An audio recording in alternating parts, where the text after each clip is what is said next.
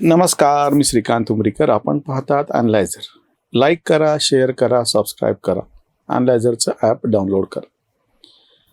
आज 6 एप्रिल भारतीय जनता पक्षाचा आज स्थापना दिवस. बरोबर 46 वर्षांपूर्वी म्हणजे 6 एप्रिल 1980ला मुंबईमध्ये भारतीय जनता पक्ष या नावानं राजकीय पक्षाची स्थापना झाली. बरेच जण जे भाजपचे विरोधक आहेत, मला समर्थकांबद्दल काही म्हणायचं नाही कारण की त्यांना समर्थनच करायचे, त्यांच्यासाठी काही वेगळं सांगायची गरज नाही. पण विरोधक हे विसरतात की मुळात भारतीय जनता पक्ष कुठल्या परिस्थितीत स्थापन झाला. 1951ला भारतीय जनसंघाची स्थापना झाली होती. तो पूर्णपणे वेगळा कॉन्टेस्ट होता, त्याचं सगळं पार्श्वभूमी फार वेगळी होती. पण भारतीय जनता पक्ष जेव्हा स्थापन झालेला आहे एप्रिलमध्ये, त्याच्यामध्ये एक जो बदललेला घटक आहे, त्याच्यामुळे फार मोठ्या प्रमाणामध्ये भाजपला राजकीय यश जे मिळायला लागलं ते कोणी लक्षात घेत नाही. परिस्थिती अशी होती, म्हणजे मी तुम्हाला सगळ्यात जुनं सांगतो, म्हणजे जनसंघाच्या स्थापनेच्या आधी आपल्याला असं सांगितलं जातं की हिंदू हिताचं कोणी रक्षण करणार नाही म्हणून राष्ट्रीय स्वयंसेवक संघाची स्थापना कशा पद्धतीनं झाली त्याच्यावरचा एक चित्रपट पण आलेला आहे. पण त्याच्या आधीचा त्याच्यानंतरचा राजकीय दृष्ट्याचा जो मुद्दा आहे तो खूप वेगळा.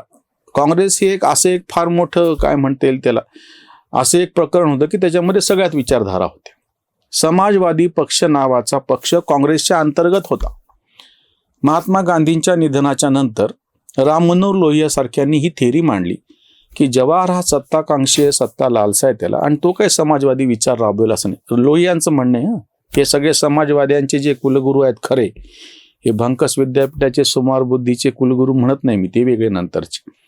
राम मनोहर लोहिया यांनी असा विचार मांडला जवाहर हा सत्ताकांक्षी आहे, त्याची सत्ता लालसा आहे, तो काही समाजवादी विचार मांडू शकत नाही, म्हणून आपल्याला काँग्रेसमधून बाहेर पडून स्वतंत्र समाजवादी पक्षाची स्थापना करावी लागेल, कारण की जो एक नैतिक धाक होता महात्मा गांधीच्या रूपाने तो आता गेला.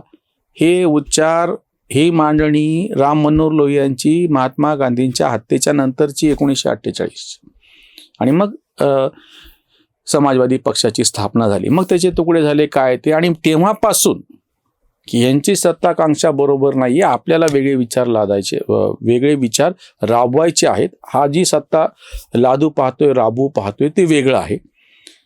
आणि बिगर काँग्रेसवाद नावाचं जे काही बीज टाकल्या गेलंय ते या लोहियांच्या कृतीमध्ये आहे. खरं तर तेव्हाचा तो बिगर नेहरूवाद होता, काँग्रेस हा शब्द पेक्षाही. पण ते एकदा नेहरूंनी ते मॉडेल सेट करून दिलं, सगळ्यांना ते गोड वाटायला लागलं, सत्तेची फळं हे करायला लागली. म्हणून बिगर काँग्रेसवाद हे बीज राम मनोहर लोहिया ह्या समाजवाद्यांनी नेत्यांनी टाकून दिलं. 1969ला फार मोठ्या प्रमाणात काँग्रेसमध्ये फूट पडली. संयुक्त विधायक दलाची मोठी 9 राज्यांमध्ये सरकार आली. त्याच्यामध्ये जनसंघ सामील होता. म्हणजे जी सुरुवात लोहियांनी केलेली होती त्याच्या आधीचे हिंदू हिताची म्हणून सुरुवात राष्ट्रीय स्वयंसेवक संघाच्या रूपानं स्वतः प्रत्यक्ष डॉक्टर हेडगेवारांनी केलेली होती. श्यामाप्रसाद मुखर्जींनी जनसंघ स्थापन केला, पण त्याला एक मर्यादा होती, त्याचं फार मोठं प्रस्थ वाढलेलं नव्हतं. सगळ्यात मोठं बळ किंवा मिळालं जयप्रकाश नारायण यांनी संपूर्ण क्रांतीचा नारा दिला, आणि इंदिरा गांधींच्या विरोधामध्ये सगळ्यात मोठ्या प्रमाणामध्ये सामाजिक आंदोलन सुरू झालं, ज्यानं राजकीय स्वरूप नंतर घेतलं. जनता आई है गद्दी छोडो, राजकीय पक्ष कुठला आलाय असं म्हणलं नाही, जनता पक्षाची स्थापना पण झालेली नव्हती. म्हणजे हे सगळं हा जो प्रवास चालू आहे काँग्रेस विरोधाचा, त्याच्यामध्ये जनसंघ ही एक राजकीय शक्ती म्हणून मोठी नव्हती, लक्षात घ्या. मग त्याच्यानंतर आणीबाणीच्या काळामध्ये तुरुंगात जाताना सत्तेच्या विरोधामध्ये किंवा इंदिरा गांधींच्या दडपशाहीच्या विरोधामध्ये फार मोठ्या प्रमाणात जेव्हा आंदोलन करायची वेळ आली, संघाचे निष्ठावान कार्यकर्ते सगळ्यात जास्त संख्येनं तुरुंगात गेलेत, बाकी कोणी नाही गेले. आधीपासून हिंदू हिताच्या विरोधात काँग्रेस ही धार होती, ती जनसंघानं राजकीय सगळं सुरू केलेलं होतं, पण त्याला बळ मिळालं होतं ते राम मनोहर लोहियांच्या बिगर काँग्रेसवादाने. त्याचा सगळ्यात मोठा फायदा तशा अर्थाने आपला विस्तार करण्यासाठी, कारण संघावर तर बंदीच आणली होती, त्या सगळ्यातून संघवाले तुरुंगात गेले. जनता पक्षाची स्थापना झाली. जनता पक्षाच्या चिन्हावरती सगळ्यात जास्त खासदार हे जनसंघाचे म्हणजे भारतीय जनसंघाचे म्हणजे पूर्वी म्हणजे संघाचे कार्यकर्ते निवडून गेले होते, हे विसरू नका. जनता पक्षातला म्हणजे बिगर काँग्रेसवादातल्या राजवटीचा मोठा घटक जनसंघ होता. पण त्याचं ते श्रेय नाकारून बाकीचे काँग्रेसवाले, ते प्रश्नच नाही काही, सत्ता लालसा त्यांना होती म्हणून मोरारजी देसाईला त्यांनी डोक्यावर घेऊन बसवलं. त्याच्याशिवायचा कुठला काँग्रेसवाला किंवा भारतीय जनसंघातले तेव्हाचे नानाजी देशमुख सारखे लोक यांना दिसले नाहीत. खरं तर त्यांचा दावा होता त्याच्यावरती, कारण ते संख्येने सगळ्यात जास्त होते. आणि नानाजींनी स्वतःने सक्रिय राजकारणातून निवृत्ती घेतलेली असल्यामुळे नंतर जेव्हा मोरारजींना काढून चरणसिंगांचं जे प्रकरण झालं त्याच्यामध्ये मध्यस्थीच्या मध्ये जे सगळ्यांच्या सर्वसंमतीनं नाव समोर आलं होतं नानाजी देशमुखांचं, ते भारतीय जनसंघवाले होते. हे सगळा कटू अनुभव लक्षात घेता 1980ला तो सगळा प्रयोग फसला. चरणसिंग बाहेर पडले, त्यांना इंदिरा गांधींनी पाठिंबा दिला. आणि जेव्हा त्यांना पत्रकारांनी विचारलं की हे सरकार कैसे चलेगी, आणि इंदिरा गांधींचं उत्तर होतं की हमने सरकार बनाने के लिए समर्थन दिया, चलाने के लिए नाही. तेवढं त्यांचं जे वाक्य आहे ते बरोबर पोहोचलं चरणसिंगांपर्यंत आणि संसदेला तोंडही न देता त्या पंतप्रधानांनी राजीनामा देऊन टाकला. ते सरकार कोसळलं. ही सगळी पार्श्वभूमी, मग त्या जनता पक्षाचे तुकडे तुकडे झाले ज्याच्यामध्ये जनसंघ सामील झालेला होता. बिगर काँग्रेसवादाचा त्याला पक्का धागा होता. जयप्रकाश नारायणांनी त्याला संपूर्ण क्रांतीचा सगळं मजबूत पाया करून दिलेला होता, आधार दिलेला होता. आणि त्याचा पाया तर राम मनोहर लोहिया, म्हणजे हे सगळे बिगर भाजप, आता ज्याला म्हणतात बिगर संघवाले होते, ज्यांनी ते सुरू केलं होतं जे त्यांनाच पेलवलं नाही. नंतर त्यांनी काँग्रेसची चुंबाचुंबी सुरू केली. तो मुद्दा, तो पॉइंट, तो बिंदू बरोबर राजकीय दृष्ट्या ओळखता आला आणि त्याच्यातून जनता पक्ष सगळा त्याची वाताहत झाली. 80च्या निवडणुकीमध्ये परत बाई जिंकून आल्याच्या नंतर राम मनोहर लोहियांनी 1948 पासून जे सुरू केलं होतं तो धागा पकडून ह्याच दृष्टीनं पुढे जाता येऊ शकतं हे ओळखून तेव्हाचे जनसंघामधले असलेले बहुसंख्य लोक, विशेषतः अटल बिहारी वाजपेयी आणि अडवाणीसारखं नेतृत्व, हे सगळे पुढे आले आणि त्यांनी मग जनता पक्ष आणि आधीचा जनसंघ या सगळ्यातून भारतीय जनता पक्ष याची स्थापना केली. ही सगळी पार्श्वभूमी आहे. आणि तेव्हापासून आज तागायत, म्हणजे खरं तर तशा अर्थाने 1948 पासून, म्हणजे परत मी ती लोहियांची लाईन पकडतो. कारण की डॉक्टर हेडगेवारांनी राजकीय दृष्ट्या काही करायला त्यांना, कारण की त्यांना ती प्रायोरिटी वाटली नव्हती, त्यांना माहीत होती ती अडचण. आता ही पार्श्वभूमी लक्षात न घेता हे सगळे भारतीय जनता पक्षाच्या नावानं ओरडत राहतात. बरोबर ते ओळखलं. तेव्हापासून आज तागायत कधीही काँग्रेस विरोधाची आपली धार त्यांनी बोथट होऊ दिली नाही.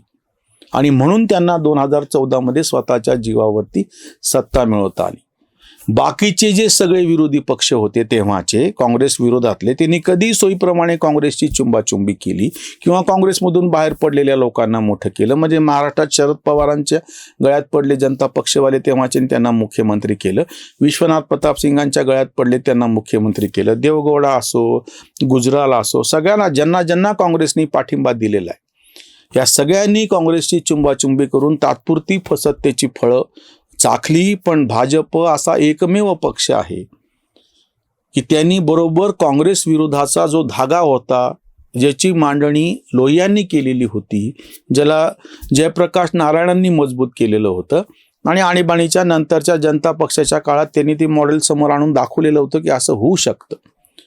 म्हणजे त्यांचं ते काय म्हणता येईल गुरुमंत्र यांनी घेतला. समाजवाद्यांचा गुरुमंत्र हा संघवाल्यांनी घेतला आणि तो सिद्ध करून दाखवला. पण स्वतः समाजवाद्यांना मात्र तो गुरुमंत्र पेलवता आलेला नाही. त्याच्यावरची उसंतवाणी. स्थापना दिवस भाजपचा आज, कार्यालयी साज देशभर. जनसंघ जुना होता अवतार, जनता संसार अल्पकाळ. भारतीय मन सखोल जाणून, घेतले विणून संघटन. बंदी काळातला पचवुनी छळ, शांततेने बळ वाढविले. राम नाम दिली संजीवन बुटी, देशहित घुटी चाखविली.